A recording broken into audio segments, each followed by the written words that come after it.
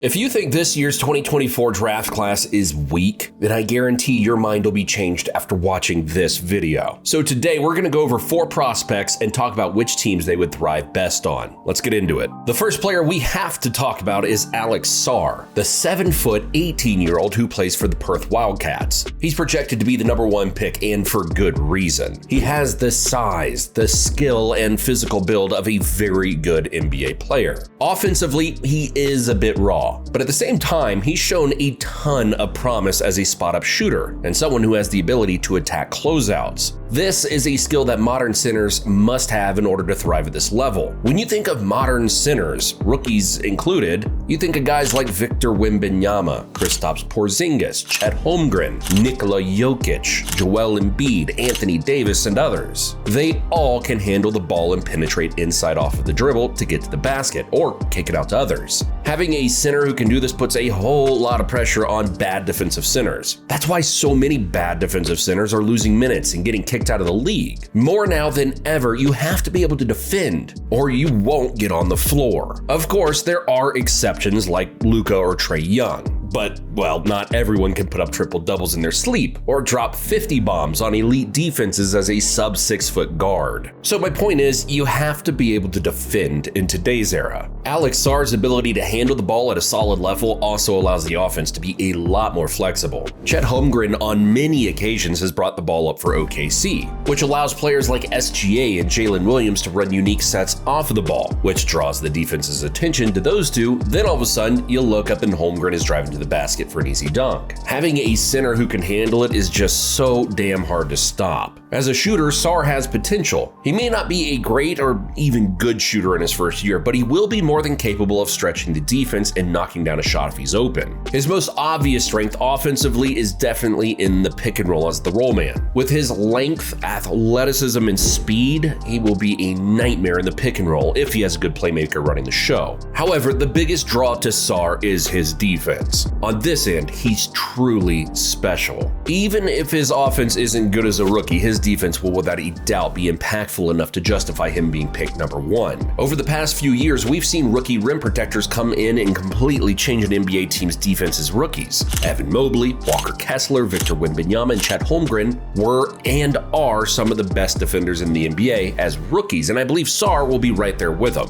Not only is he a terrific shot blocker who averaged nearly 3 blocks per 36 minutes for the Wildcats, but his ability to defend in the pick and roll and defend smaller players out in space is what makes him a lock for the #1 pick in my opinion. You just can't pass up on someone this damn good defensively. It wouldn't be smart to do that at all. He still has a few flaws defensively though, but they're minor, and they're minor flaws that even Victor Wembanyama had at the beginning of his rookie season. They can get a little jumpy and chase blocks, leaving no rim protection in the paint. But Wemby's been able to clean up those mistakes in a short period of time, and is now one of the best defenders in the league. The team that would be perfect for Alex Sarr's is the Wizards, who've been an absolutely horrible team this year. They're currently 16th in points scored per game, 28th in three-point percentage, and dead last in defensive rating. Like I just mentioned, his defense is great, so I think he can improve their overall rating for sure, especially since the Wizards already have 2 really good defensive stoppers in Bilal Coulibaly and Deni Avdija. Now they just need a versatile rim protector along with maybe 1 or 2 other solid defenders to really become a force on this end. A comparison for Sarr would honestly be Jaren Jackson Jr. But what comparison do you have for Alex Sarr? Let us know in the comments down below. The next prospect is Nikola Toepich, and he's pretty interesting.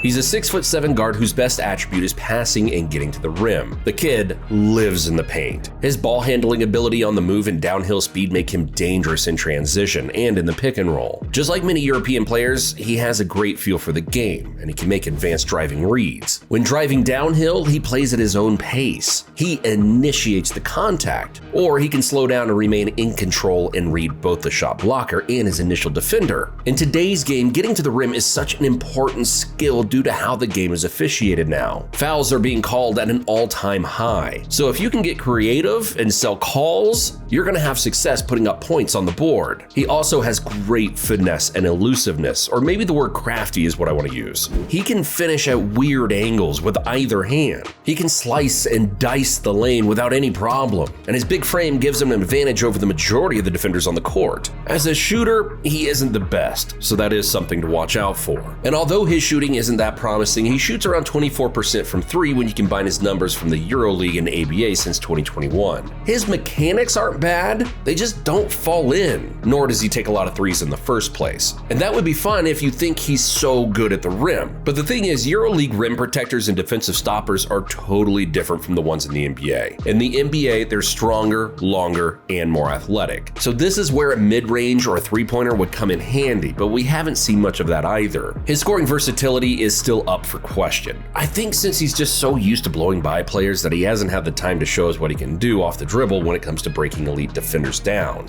Then on the defensive end, he isn't really great there either. He hasn't been a liability because he's been a solid team defender and hasn't been the worst defender in the world on the ball. Although his on-the-ball footwork and reaction time seem to be a bit delayed at times. This is why he's so interesting though. You see his 6'7" frame, his speed, his elite passing and finishing, but then he has flaws that could really derail his career. But honestly, I think I could see enough upside for the Spurs to take him with their first pick of the draft. There isn't a better place for Toepich to develop than San Antonio. I think his current best strengths would help San Antonio right now. They need a high-level floor general who can make plays for others while also being able to score when needed. They don't need him to come in shooting 40% from 3 or average over 20 points per game. Just facilitate and slowly but surely improve the other parts of your game over time. His comparison would have to be Goran Dragic, or even a slightly better scoring version of Josh Giddey. Let me know your comparisons. The next player is Zachary Ryzhikov. This 6'8" forward is a top 3 pick without question. His most attractive skill is shooting. He isn't a crazy high volume shooter, but shooting over 43% since 2021 is amazing no matter the attempts. I'll go ahead and give you the comparison now. It's Michael Porter Jr. When you watch this kid play, MPJ is the first NBA player you would think of. They're just born to put the ball in the hoop. When they catch the ball, best believe it's going up. And while MPJ has been turned into a meme due to him getting the rep of never passing the ball,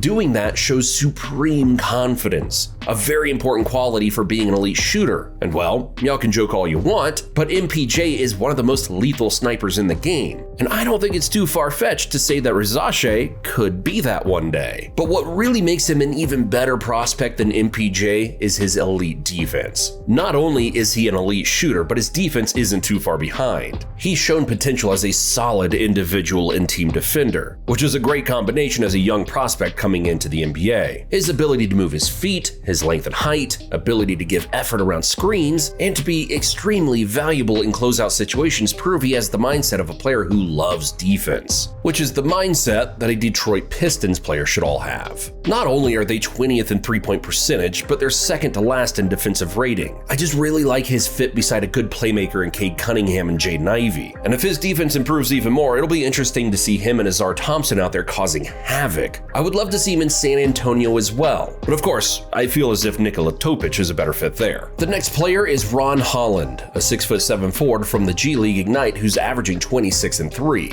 I know I've said this 1,000 times now, but he's an interesting prospect. But I only say that because I'm not sure what his place will be in the league. And I don't mean that in a bad way. When you hear 20 points per game in the G League, you probably assume he's some type of pure bucket getter who can be a team's first option. However, most of his points come from his athleticism, getting out in transition, lob passes, turning defense into offense, and driving to the basket and finishing around or through his opponents. So it's clear, at least for now, that his skill set will be more useful as an off-ball player who will be lethal if he has a really good passer. And that's why the Hornets should definitely take him top 5. We've seen how well Miles Bridges played alongside LaMelo Ball in the pick and roll and in transition, and I think he would be the same with Holland on the roster. And if he improves as a shot creator, that would be a plus. It's kind of hard to give him a comparison. Ron Holland himself actually compared himself to Mikal Bridges and Jaylen Brown, but I see more of a younger Jeremy Grant before the 3-ball, or even a Terry Eason type of player with less defense and more offense. Defensively, he's up and down, but I think he'll be a good defender in the NBA. And Charlotte definitely needs defense. They're currently 28th in defensive rating, but like I said, due to his ability to play off the ball and ability to use his athleticism to score in transition, he's going to be a nice fit. and he has shown flashes of using that athleticism to score in the half court. That makes him a near perfect player to grab due to all of the hyper-athletic scorers we have in the NBA, like Anthony Edwards and Jaylen Brown. While his 3 is non-existent, I think he's just too good to pass up. All in all, these 4 players could either change these teams' franchises for the foreseeable future, or they could be busts.